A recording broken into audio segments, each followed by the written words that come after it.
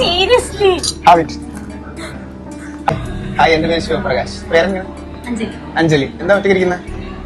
ഒരാളെ വെയിറ്റ് ചെയ്യുക. അഞ്ജലി, എന്റെ പേര് ശിവപ്രകാശ്. ഞാനൊരു മെന്റലിസ്റ്റ് ആണ്. നമുക്കൊരു മൈൻഡ് എക്സ്പെരിമെന്റ് ട്രൈ ചെയ്തല്ലോ ഫ്രണ്ട് വരുന്ന ടൈമിൽ.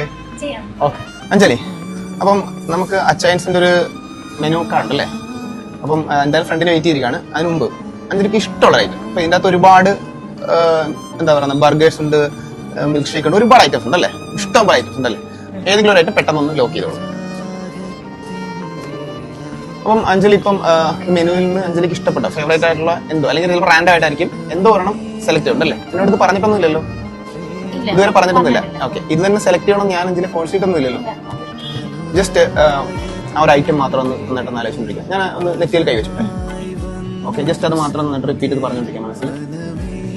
ഇപ്പം ഓക്കെ, ഇപ്പൊ അഞ്ജലി അത് ലോക്ക് ചെയ്തില്ല മനസ്സിൽ. Okay, thank you. ഞാൻ ആ ഒരു ഐറ്റം എനിക്ക് എന്തായാലും അറിയാൻ സാധ്യതയില്ല, പക്ഷെ എന്റെ മനസ്സിൽ ഐറ്റം ഉണ്ട്. So I will go and purchase that one.